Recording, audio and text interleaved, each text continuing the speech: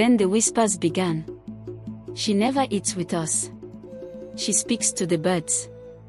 My cousin saw her walk into the forest at night and vanish.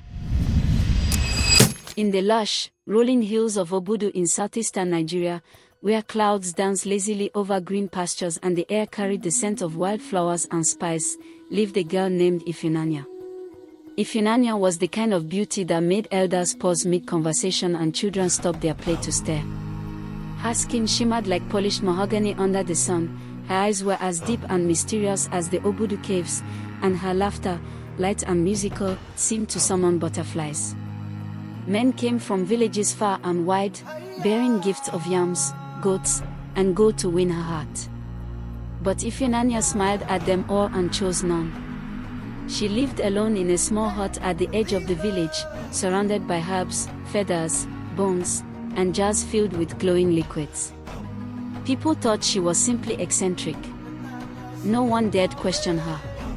She was too perfect. But beauty, as the old ones say, can be a cloak for things unspeakable. It began one Harmattan morning when a young boy went missing. His name was Oak, a playful child who often wandered into the forest. They found his slingshot near the riverbank, but no sign of him after that. The villagers wept, and the chief ordered a search. They found nothing. Then came the drought. The skies turned stingy, and the soil, once generous, cracked and groaned. The villagers begged the gods for rain, danced through the nights, and offered their final sacrifices. Still, the sun ruled mercilessly. Then the whispers began. She never eats with us. She speaks to the birds. My cousin saw her walk into the forest at night and vanish. Ifunanya. At first, it was just gossip. Then a brave, or foolish, hunter followed her one night. He returned the next morning, trembling and pale, saying only one word before collapsing, witch. That day, the villagers gathered in the square, anger clouding their grief. They dragged Ifunanya from her hut. Her beauty had not dimmed, even in fear, even under the rising sun. Confess, the chief thundered. What have you done to our children? To our reign? Ifunanya's voice was calm, too calm. You see only what you want to see. The villagers searched, ropes in hand, firewood piled high. But just as they were about to tie her, the sky darkened, not with clouds, but with birds. Hundreds. Thousands. Ravens, hawks, owls, wings beating like war drums. The ground trembled. Then came the rain. A torrent fell, fierce and sudden. The firewood sizzled into steam.